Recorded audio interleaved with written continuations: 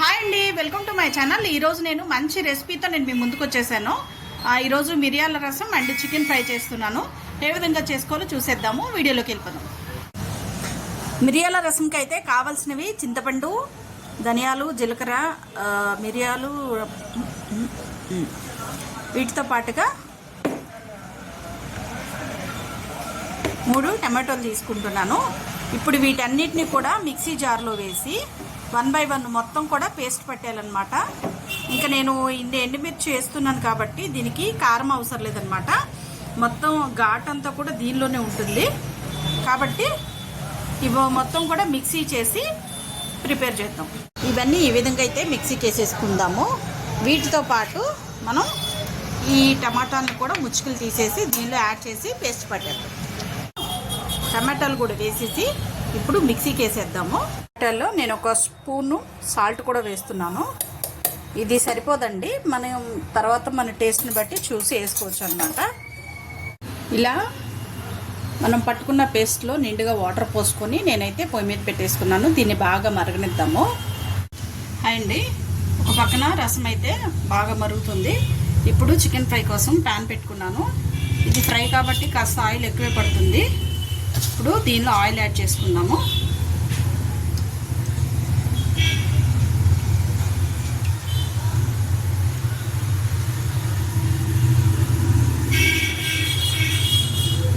ఎందుకంటే ఇది 1.5 kg chicken కాబట్టి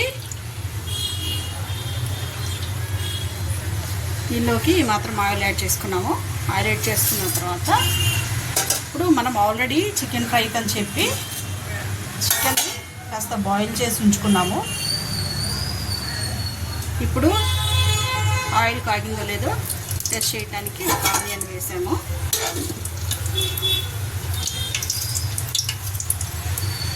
ఆనియన్ అయితే మంచిగా వేగుతుంది కాబట్టి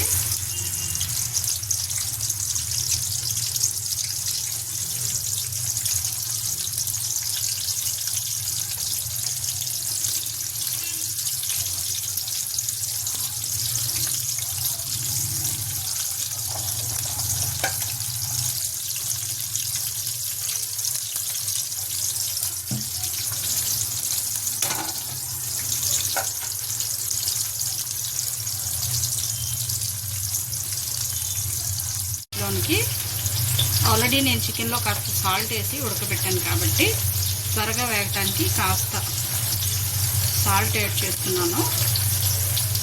అలాగే కొంచెం పసుపు కూడా, ఆనియన్లో ఉన్న వాటర్ అంతా వచ్చేస్తుంది కాబట్టి వేసుకొని ఒకసారి దీన్ని పక్కన రసం అయితే బాగా తెరగాలుతుంది. ఇటు పక్కన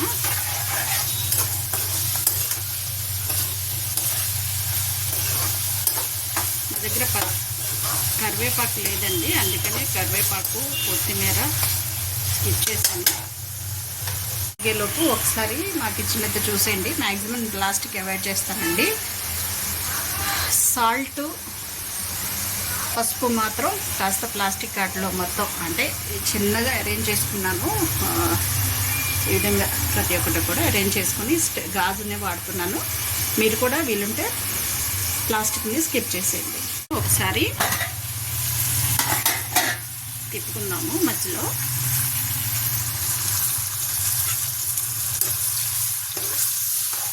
ఇంకా వేయాలన్నమాట.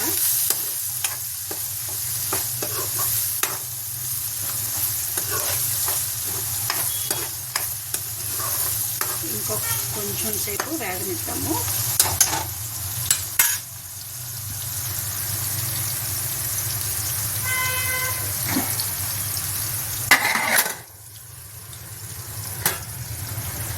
కొంచెం ఫ్లేమ్ని లో ఫ్లేమ్లో పెట్టుకున్నాము.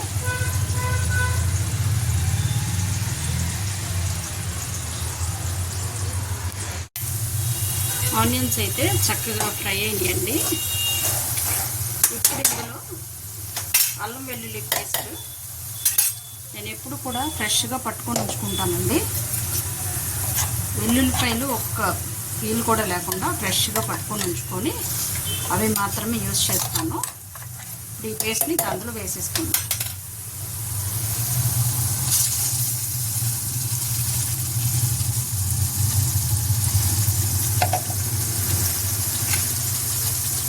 వేసి అల్లం వెల్లుల్లి పేస్ట్ కూడా బాగా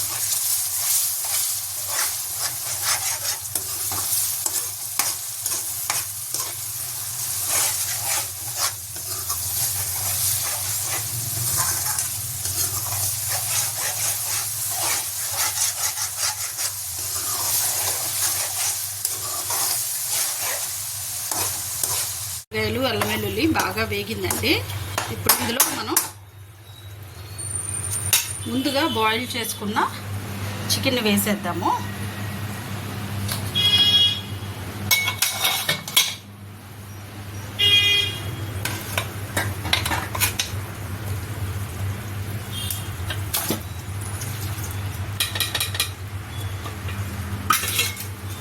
ఇప్పుడు చికెన్ వేసేసుకొని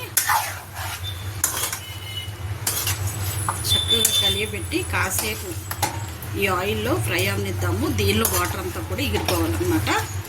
ఆయిల్ ఫ్రై పైకి తేలేంత వరకు మనం తిప్పుకొని కొంచెం అడుగంటుతుంది కాబట్టి ఈ స్టేజ్లో కారం వేసుకుందాం.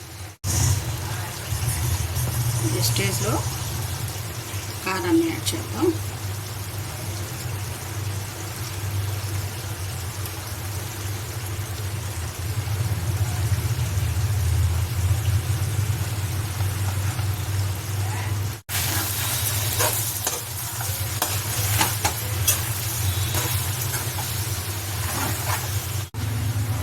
మనం ఆల్రెడీ పొడి పట్టించుకున్నాం కదా, నేను ఇది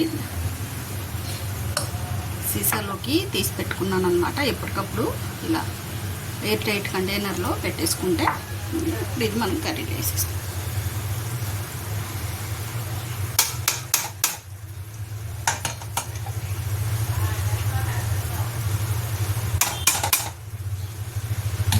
ధనియాలు, చెక్క, కొన్ని లవంగాలు, జీలకర్ర కూడా దీనిలో యాడ్ చేశాను. మధ్యలో మీకు కనిపించట్లేదు, ఇదిగోండి జీలకర్ర కూడా యాడ్ చేశాను. ఇవన్నీ కూడా లైట్గా ఫ్రై చేసుకొని వీటిని ఇప్పుడు మిక్సీ పొడి పట్టేసుకున్నాము.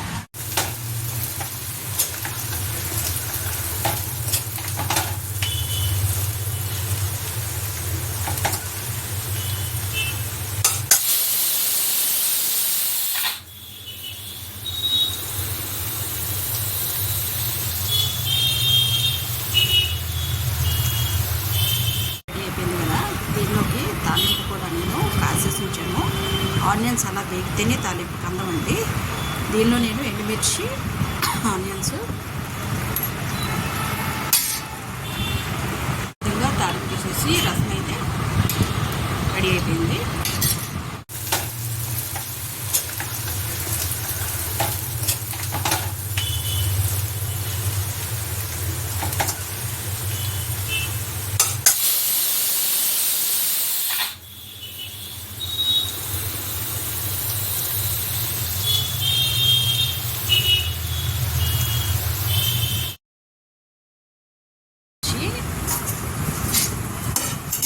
మిరియాల రసం, దీంతో పాటుగా